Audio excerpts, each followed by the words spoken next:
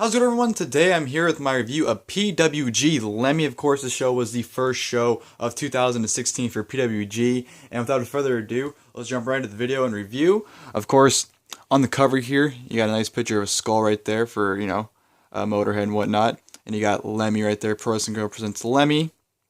Recorded live Saturday. There we go. Saturday, January 2nd, 2016. And adjectives, Reseda, California. So a nice little tribute cover there for Lëmmy. Nice spine right there. You got Lëmmy once again up there, and you got Akira Tozawa on the spine. So nice spine. You open it up.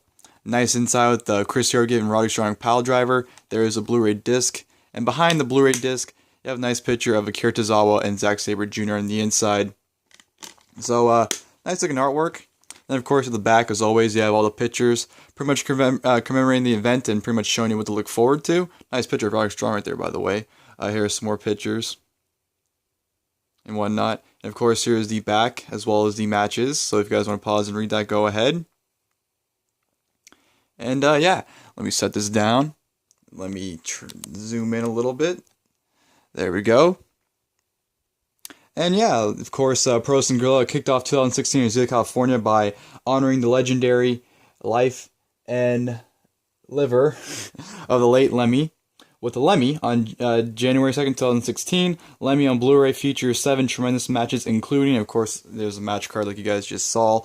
Overall, Lëmmy I thought was a pretty fun show. I don't think the show was great by any means. I don't think there's any matches that are contenders on this show, but I thought it was a nice, easy, sit-through, enjoyable show to to watch. It was only 2 hours and 15 minutes too, so the show wasn't too long, but it wasn't too short. So I thought the show was just a perfect way to kick off the year. Like I said, it was a fun show, not too long, not too short, and you just had a bunch of fun matches on the show. So I enjoyed Lëmmy for what it was. The show kicked off with a singles match, Brian Cage versus Chris Dickinson. Chris Dickinson making his PWG debut. This match was originally supposed to be Brian Cage versus Angelico, but of course Angelico got injured before the show, so they had to replace him with Chris Dickinson. Chris Dickinson, this is the first time I saw him. I've never seen his work before until the show, and he was pretty good. I enjoyed it. He's a big man that can move, so nothing but compliments for Chris Dickinson. As far as this match goes, this is a really fun opener. These two guys who went out there and pretty much killed each other right from the get-go. Chris Dickinson just going out and drop kicking and killing Brian Cage, jumping off the top rope onto the outside. Chris Dickinson was doing things that a man his size shouldn't be doing, so props to him. That was one of the things that impressed me about him. But for the match, it was, like I said, it was very fun, but it was also very sloppy, to be honest. There were quite a handful of just miscommunications and mistimings where things were just getting messed up left and right. So even though it was a fun opener, there were a lot of sloppy moments, but I won't disregard the match because of that. It was still fun. Like I said, just two big men going at it. Brian Cage, put on one hell of a performance. This is probably the best Brian Cage match in PWG in quite some time.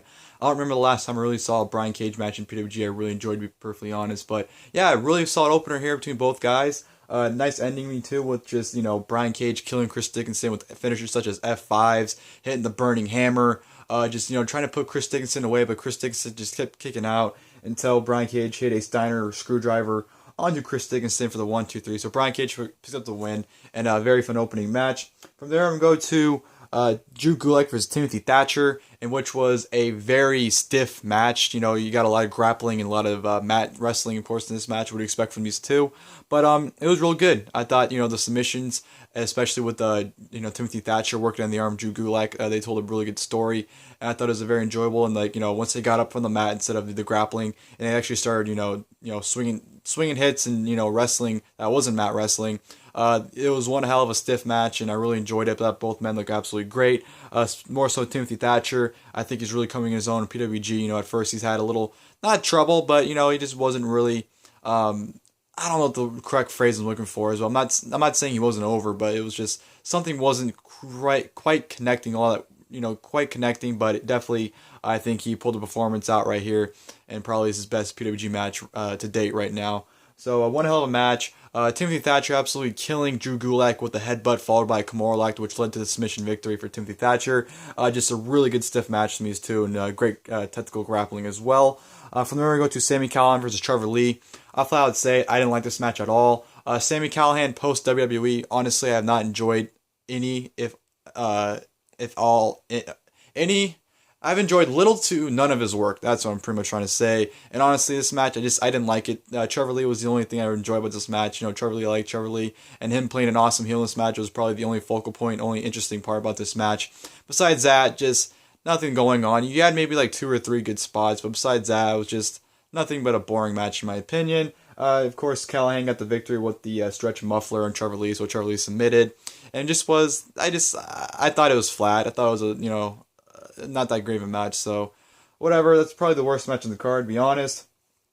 From there we go to Jack Evans versus Drew Galloway. Very fun match here. This is a short match, so it was only about 10 minutes, but it was fun. Of course, Jack Evans talking shit right from the get-go, but immediately Drew Galloway, I think Jack Evans was doing a handstand, and then Drew Galloway just did a baseball slide drop kick and just knocked him silly. And this was just awesome because you just had Drew Galloway just throwing freaking Jack Evans around like he was a rag doll.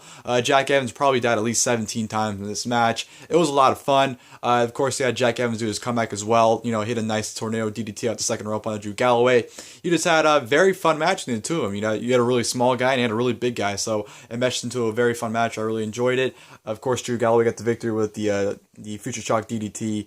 But yeah, very fun match. Like I said, Jack Evans, I honestly love his character in PWG. I know a lot of people think he's annoying, but I absolutely love it. So fun stuff between Galloway and Jack Evans.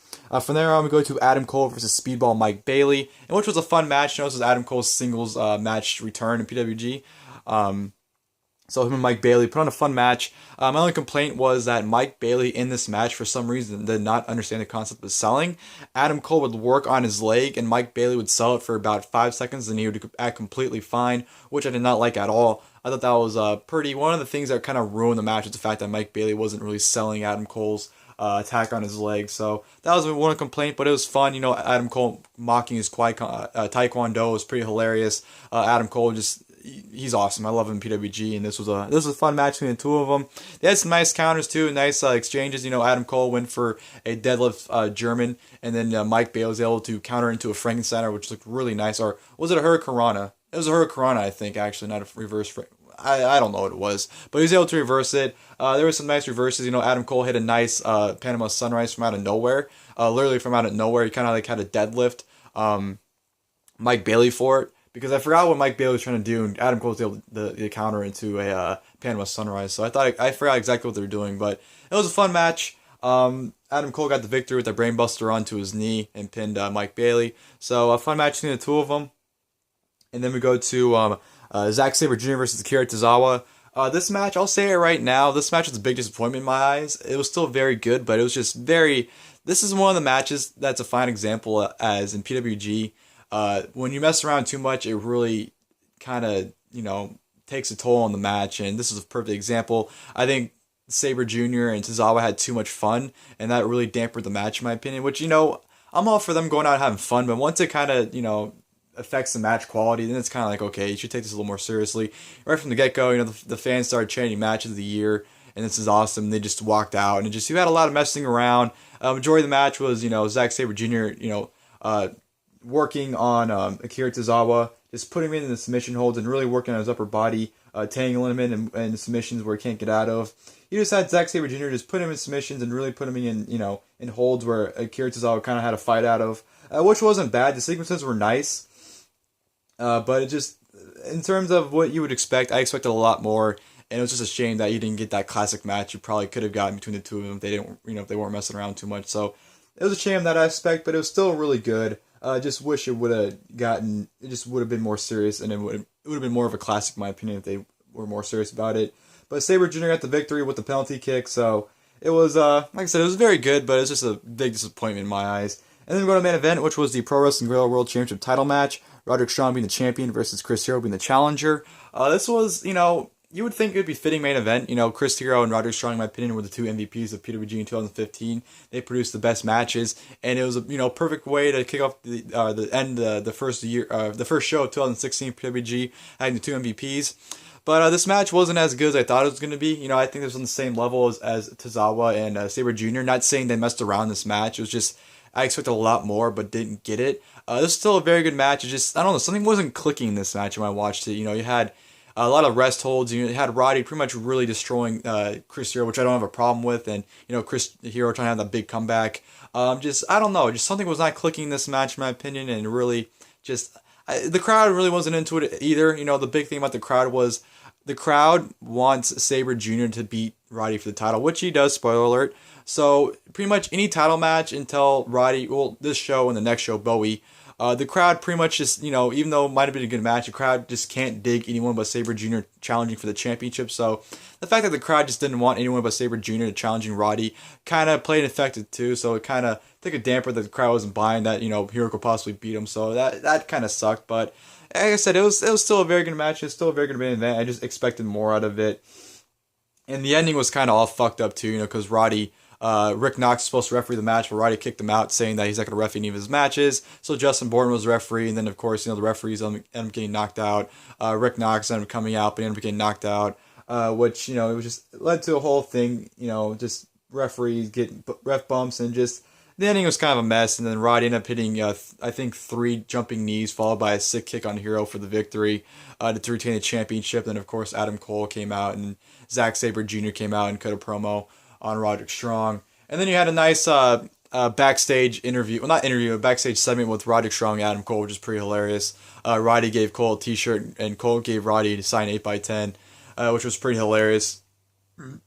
But yeah, that'll do it for PWG Lëmmy. Like I said, it was a very fun show. It was a very solid way to kick off the show. It just didn't contain anything that was like match of the year candidates or a show of the year candidates. So even though it didn't have anything that spectacular, it's still a fun show to sit through and enjoy. So hope you guys enjoyed the video. Leave your thoughts and comments on the show if you guys watched the show, or leave your guys' thoughts and comments of the video about the review if you guys would like. Just do whatever you want in the comments, really. At least on the subject of the video, subject of PWG. So yeah, thank you guys again for watching the video, and until next time, I'll see you guys later.